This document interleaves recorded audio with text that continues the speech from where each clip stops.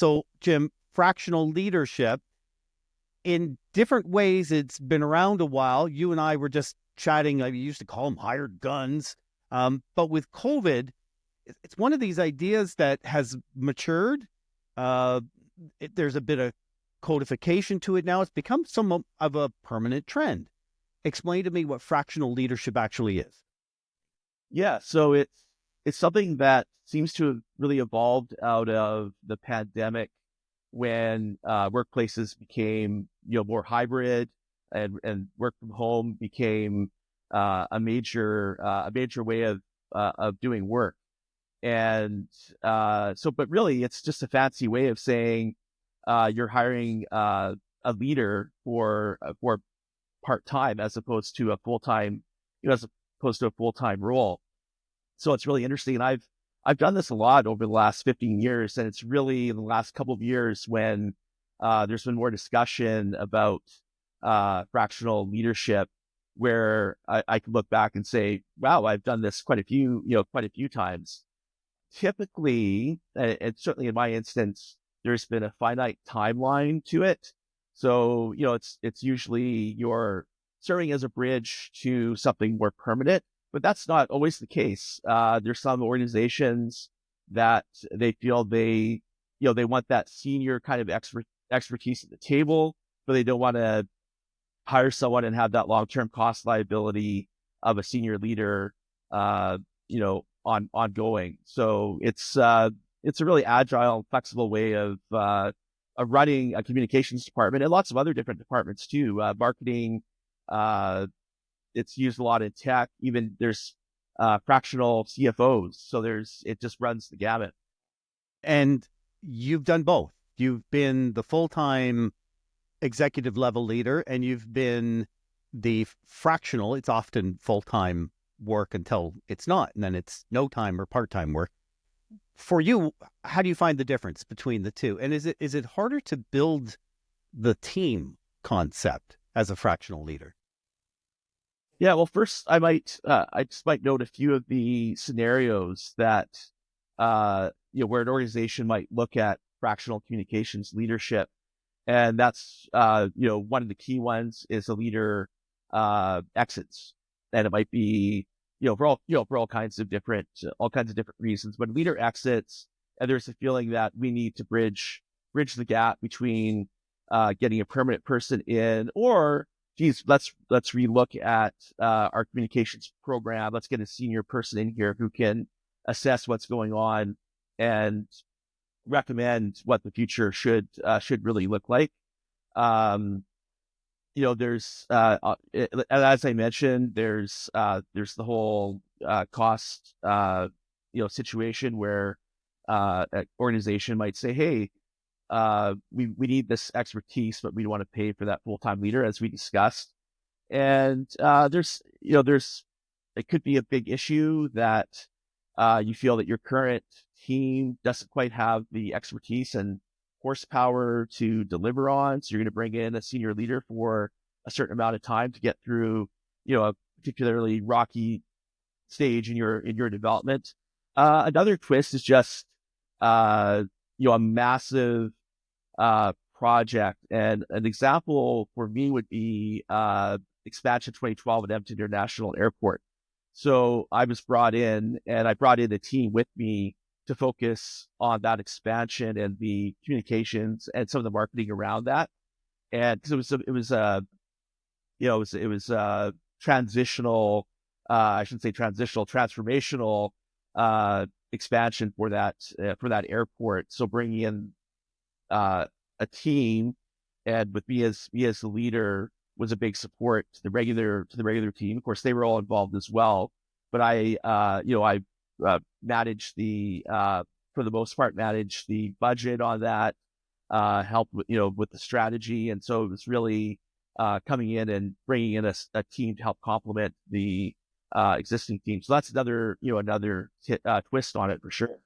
Okay. What about that aspect, though, of trying to build a team when the team knows you're the substitute teacher? Yeah, you have to ramp up very quickly. You have to learn the business, really quickly. Yeah, that's a big thing. Yes. Absolutely. I've been fortunate. A lot of the fractional communications leadership scenarios that I've been in, quite often I've already known the industry and I've known the people, and so that's why they brought me on. Because it's certainly helpful, but that's not always the case. I've also been brought on to do communication strategies, and then that's led into that fractional leadership situation.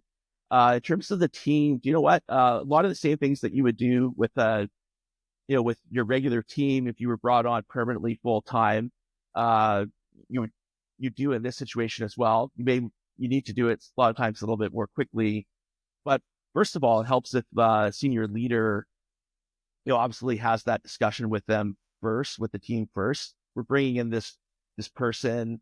The reason we're bringing this person is because they have the expertise, they have a great reputation in the community and in the industry. So we're bringing this person in to support the team while we transition to what we're going to be, or until we get a new permanent leader in.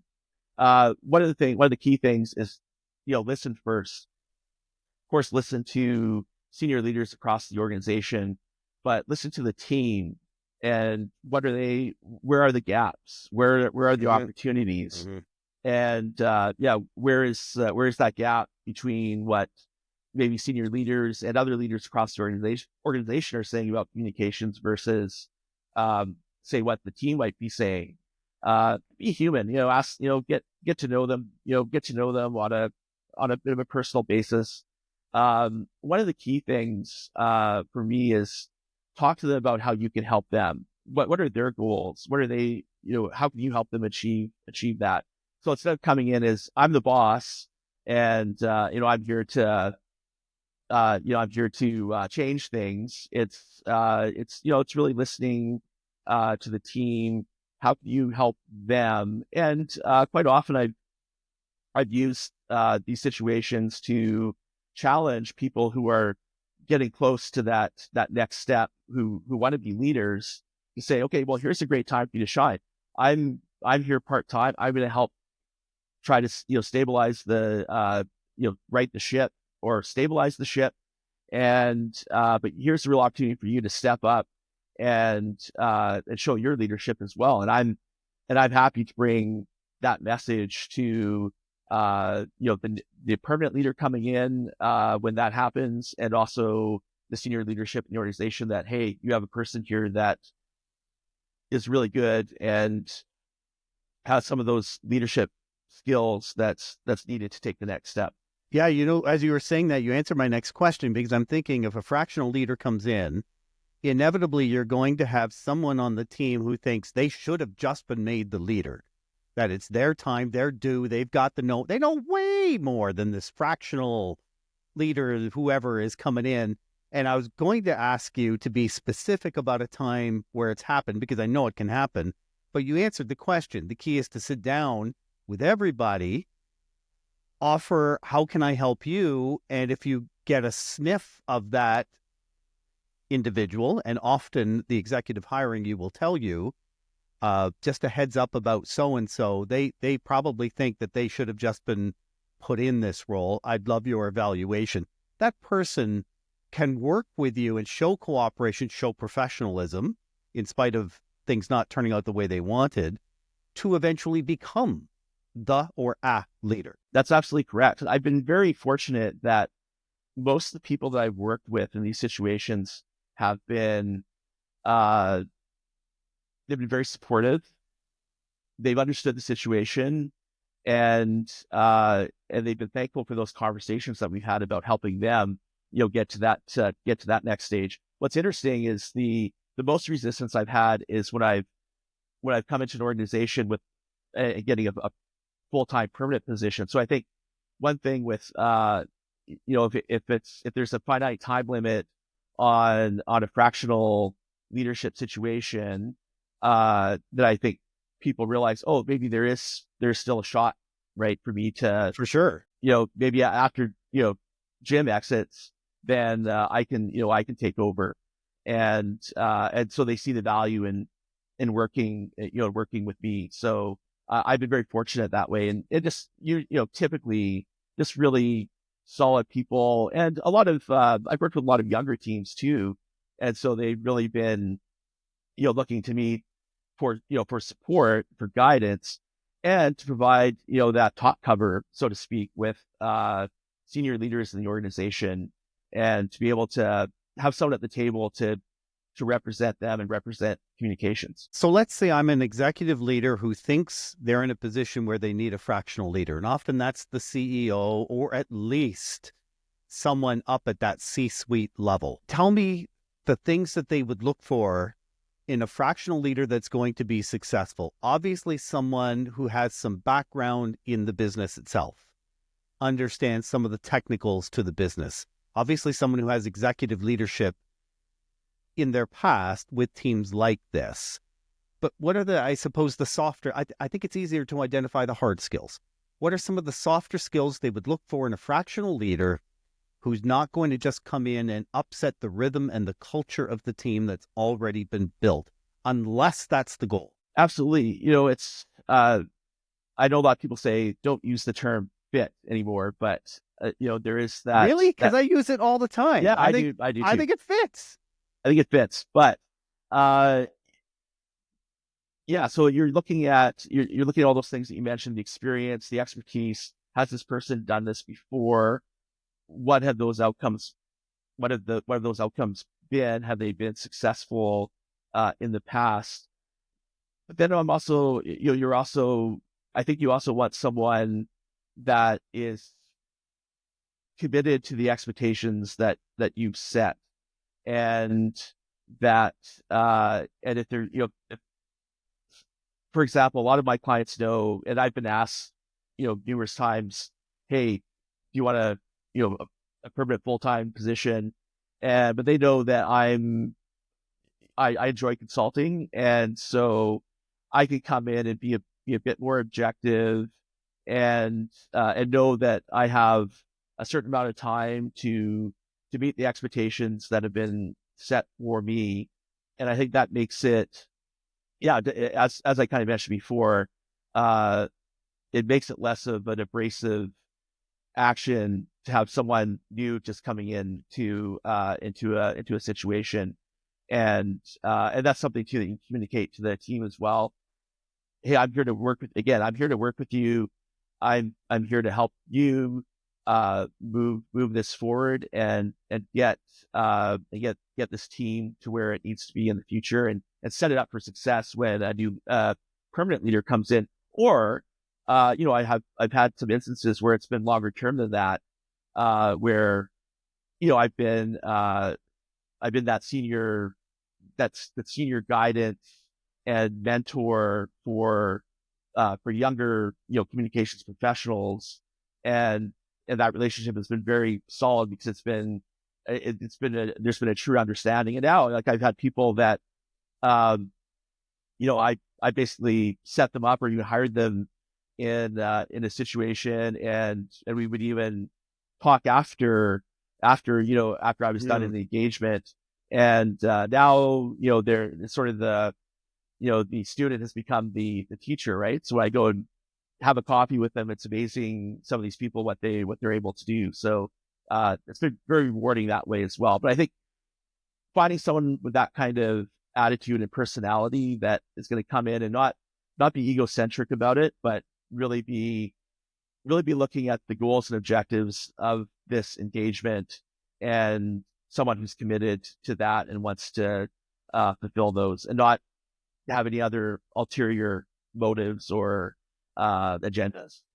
Just real quick on cost. If it's a position that is normally paid, let's say $150,000 a year, and I'm just pulling that out of my hat, these are going to range wildly. It's still a consultant that you're bringing in to be a fractional leader. Are you paying the fraction of the 150, or are you paying the big, heavy consultant $6,000 an hour rate? Well, I can only speak for myself, Doug, but I charge I typically charge a typical rate. And depending on how extensive it is, then of course there can be some room to maneuver. But if you think about, if you have a fractional leader comes in 10 hours a week, even at an expensive rate, that could still be cheaper than, the 150,000, not to mention the long-term Sure, they get more cost set up in liability. 3 Yeah. months. Yeah, sure. Yeah, Yeah. absolutely. So quite often, organizations have felt like it's been, it's been cost effective to do it that way, and especially in situations where they really needed someone to come in and help guide, guide the ship. So yeah, I think for the most part, organizations see the value in it, and that's also, for you as if you want to be a fractional communications leader, that's a value you have to express to them as well. But quite often someone with senior experience can come in and provide that 10 hours of guidance and attending key meetings and provide that value. And it can be quite amazing, what can happen. I have to admit too, I've had situations where I've been closer to full time or full time for certain periods just because it was absolutely required. Yeah. Yeah. And it's time that fractional leaders dedicating to you, and they may have other clients that they've had to subcontract, all kinds of things that might be taking place. Jim, as always, my friend, really appreciate your time. Doug, it's always a pleasure. It's been a long time since I've been on, so it's always exciting to come on to Stories and Strategies.